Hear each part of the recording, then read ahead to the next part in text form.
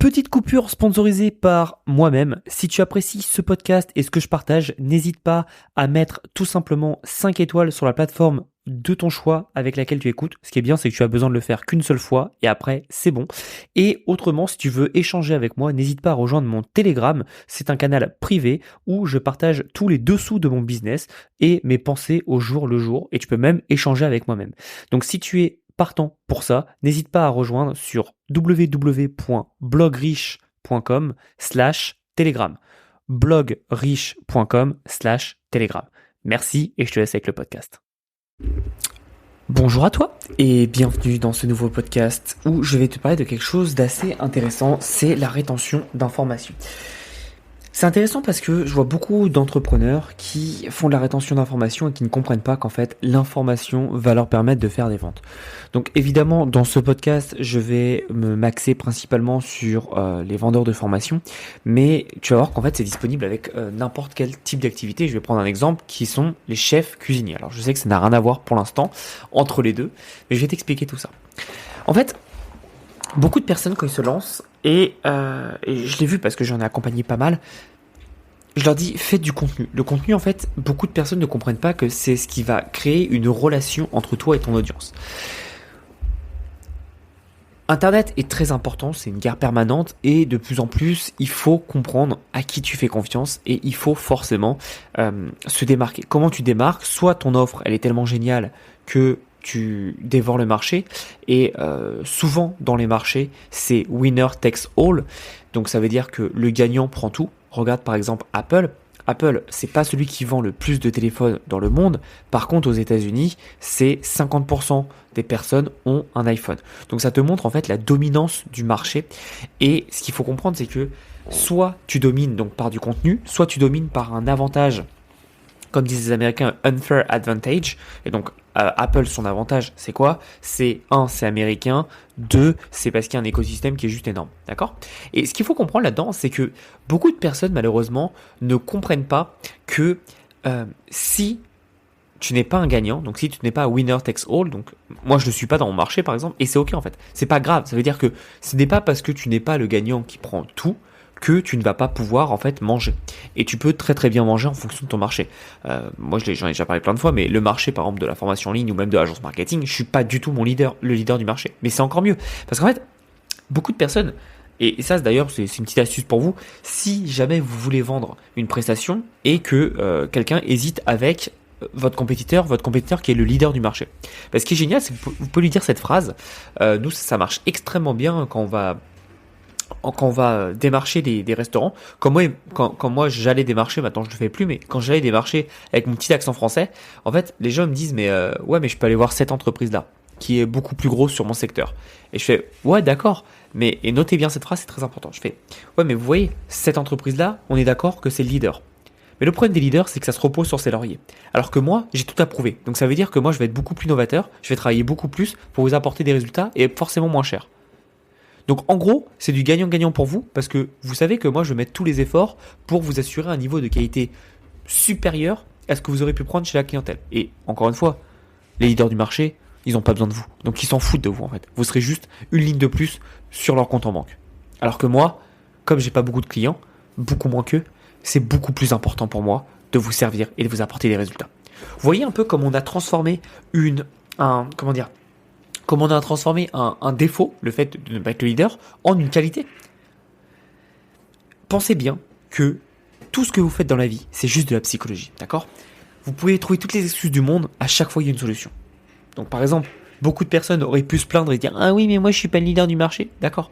Mais justement, vous avez un avantage de ne pas être le leader du marché. Et à l'inverse, vous avez aussi un avantage à être le leader du marché. Ça va dans les deux sens, d'accord ? Et donc c'est ce que je vous disais, c'est pas parce que vous n'êtes pas le leader de votre marché que vous ne pouvez pas gagner beaucoup d'argent. Surtout si votre marché a beaucoup d'argent qui tourne. Ça veut dire que quoi qu'il arrive, vous allez manger une part du gâteau. Maintenant, votre travail, c'est de manger la plus grosse part du gâteau possible. Donc revenons à ce que je disais, c'est partager du contenu. Beaucoup de personnes en fait, quand elles arrivent, elles se disent mais j'ai peur de trop donner. J'ai peur de trop donner mon contenu. Et en fait, cette erreur fait que tu n'as pas de clients. Le fait que tu ne donnes pas assez fait que tu ne donnes pas de clients. Et En fait, beaucoup de personnes se trompent parce que on est sur le business de la relation. Et si aujourd'hui tu ne donnes pas et tu ne crées pas de relation, tu vas te faire dégommer. Donc par exemple, je vais prendre mon cas précis sur le domaine du business. Et attention, j'attaque personne dans le sens où je faisais exactement la même chose, d'accord? À l'époque, quand j'étais pas assez sûr de moi, parce que je débutais, forcément je faisais exactement la même chose et c'est des choses qui marchaient. Alors ça marchait sur le papier, c'est-à-dire que ça marchait en termes de vues, mais qu'est-ce que ça attire? Encore une fois, moi j'y reviens, j'ai fait énormément de vues, j'ai fait des vidéos à plus de 600 000 vues. Qu'est-ce que ça apporte? Est-ce que ça apporte des vraies personnes qui sont qualifiées avec toi?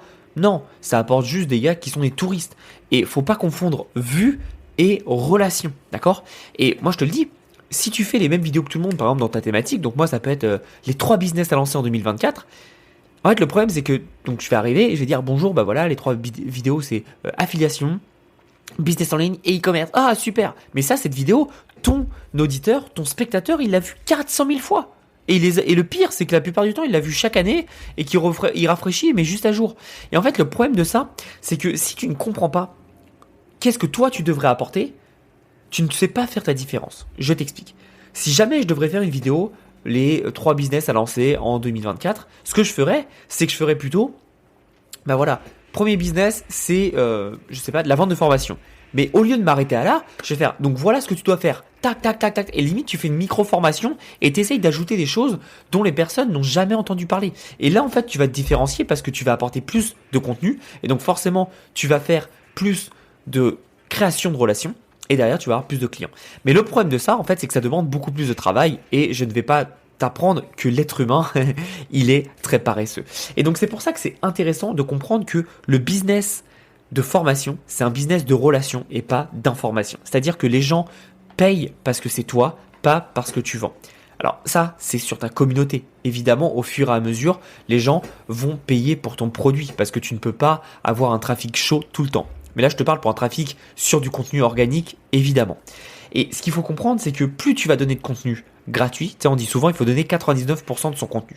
En gros, moi, ce que j'aime bien faire, c'est donner tout gratuitement.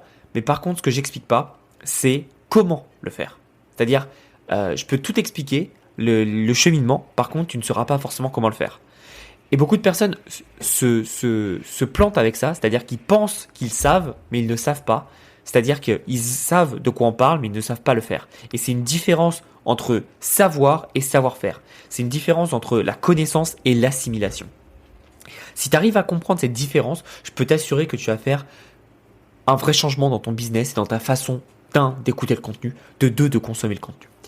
Ensuite, ce qu'il faut savoir, c'est que il y a beaucoup d'entrepreneurs, et je ne vais pas citer, mais j'en ai un en tête évidemment quand je vous parle de ça, qui donnent beaucoup de choses en gratuit. Donc forcément, le mec est très très fort en gratuit, et donc il a créé une vraie communauté, une vraie tribu.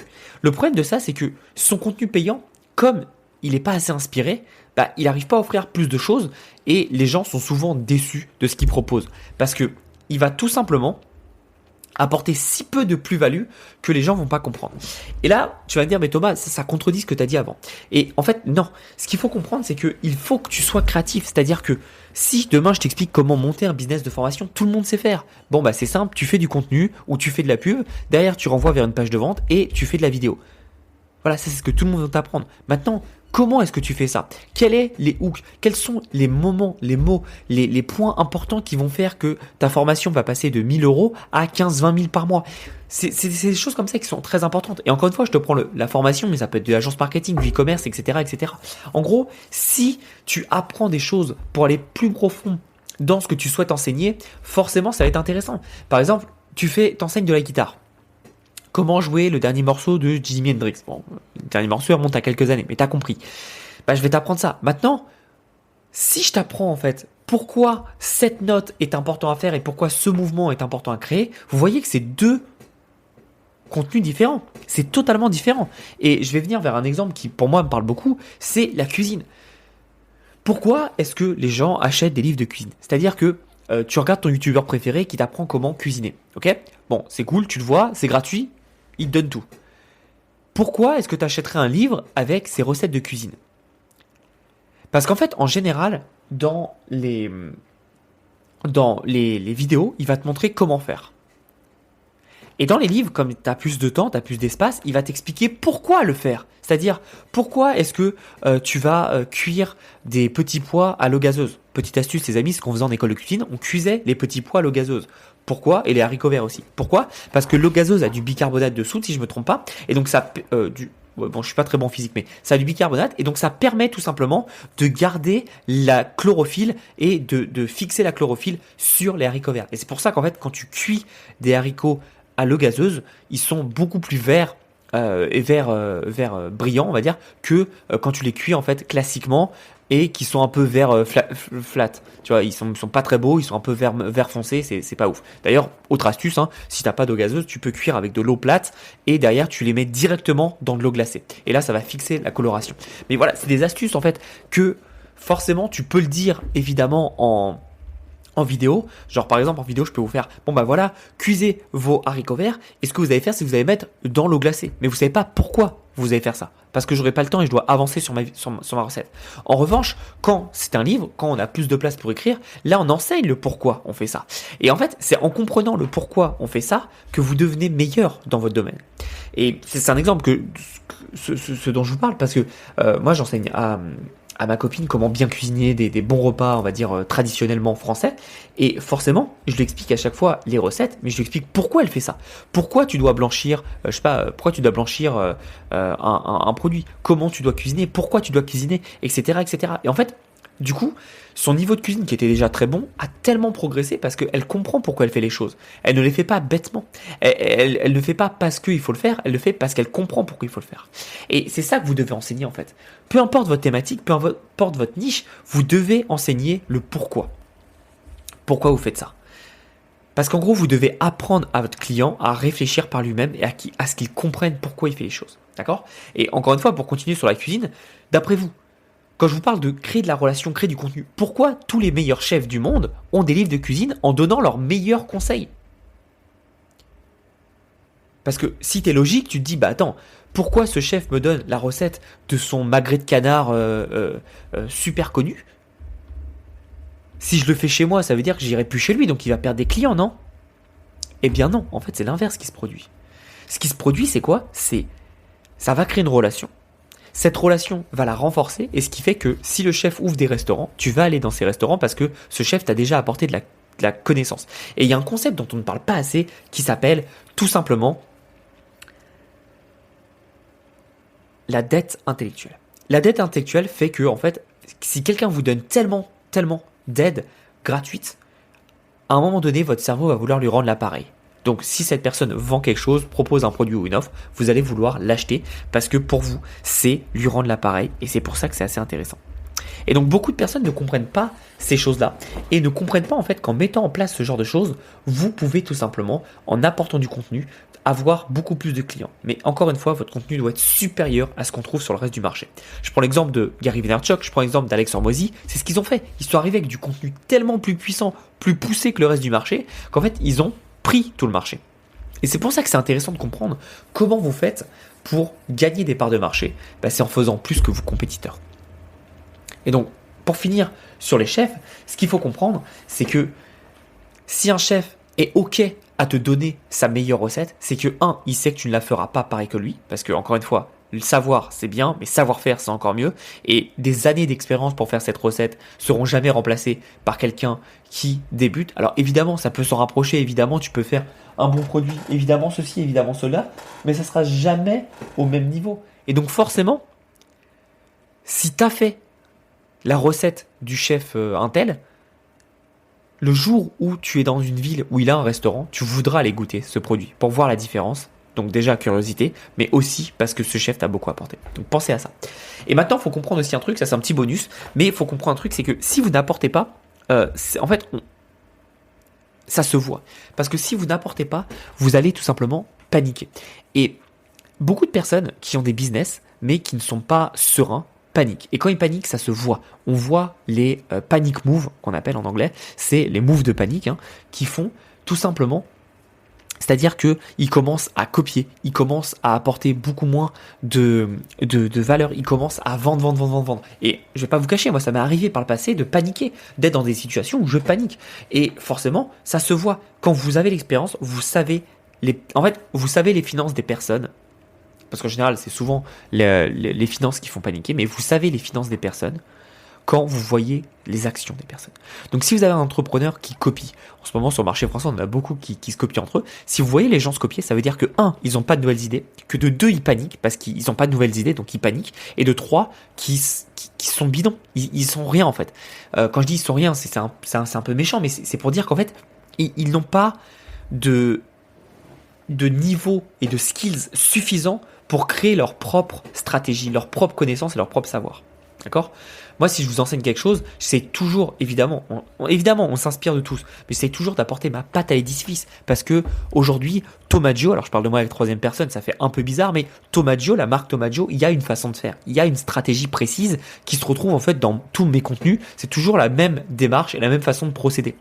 Et en fait, quand vous avez ça, vous pouvez comprendre comment travailler derrière. Et moi, c'est comme ça que je travaille, c'est que j'aime savoir en fait qu'est-ce que je peux apporter. Et j'aime surtout apporter ma petite touche. Et demain, tu me mets sur n'importe quelle thématique, marketplace, agence, formation, e-commerce, etc. J'aurai toujours ma stratégie. J'aurai toujours mon petit bonbon que j'apporterai en plus, qui fera une différence. Et même si je peux m'inspirer, on s'inspire tous à droite à gauche, parce qu'en fait l'inspiration c'est quoi ? C'est tout simplement la synthétisation de ce qu'on consomme à droite, à gauche, donc que ce soit du contenu, que ce soit des livres. Et c'est d'ailleurs pour ça que, comme je vous ai dit, je ne consomme plus de contenu français. Ça me permet d'être totalement en écart avec le reste du marché, et c'est d'ailleurs pour ça que l'année 2023 on a sorti des stratégies totalement novatrices, comme créer un site web avec des flux RSS, créer une agence marketing avec Uber, personne parle de ça, avec Uber Eats, comment on va tout simplement apprendre à voyager, comment on va tout simplement faire de l'affiliation avec Amazon, etc., etc. C'est des choses en fait, l'affiliation avec Amazon c'est avec de l'UGC pour ceux qui connaissent. Et j'en passe, c'est des meilleurs. Mais en fait, comment ça m'a appris de faire tout ça ? C'est tout simplement que j'ai commencé à consommer du contenu sur d'autres pays, donc en Amérique latine, mais surtout aux États-Unis évidemment. Et derrière, j'ai commencé à tester ça et à synthétiser. Et derrière, apporter ma touche. Tout ce que je vous enseigne, j'apporte ma propre touche. Et donc ça me permet de faire une vraie différence avec le reste du marché. Et c'est pour ça que les personnes en fait qui se copient les uns entre elles, c'est tout simplement parce qu'elles consomment le même type de contenu. Et rappelez-vous, c'est cette phrase de, je sais plus qui a dit ça, mais vous êtes la moyenne des 5 personnes que vous consommez le plus, avec qui vous passez le plus de temps, mais aussi avec laquelle vous consommez le plus de contenu. Donc si vous consommez le même contenu que toute la majorité des personnes, vous allez faire comme tout le monde. Donc tous les Français qui consomment Yomi, Antoine BM, Tougan, et j'en passe et des meilleurs, ils vont faire exactement les mêmes choses. C'est pour ça que vous devez sortir de ce paradigme, et c'est pour ça qu'en fait, suivre des personnes qui, par exemple, sont moins connues mais qui apportent de la qualité, donc moi je me mets dedans, mais il y a plein d'autres personnes, je vais pas vous faire une liste parce que ça dépend de vos affinités, mais il y a plein de personnes, en fait vous allez avoir des idées différentes, et donc forcément des idées novatrices, et donc forcément ce qui va se passer c'est que vous allez faire des choses différentes par rapport à leurs compétiteurs qui eux regardent tous la même chose. Donc c'est à ça qu'il faut penser, c'est nourrissez-vous aux beaux endroits, partagez beaucoup de contenu, et vous verrez que votre business ne sera plus jamais le même. J'espère que vous avez apprécié ce podcast. On se retrouve très bientôt. Et en attendant, passez à l'action. À bientôt.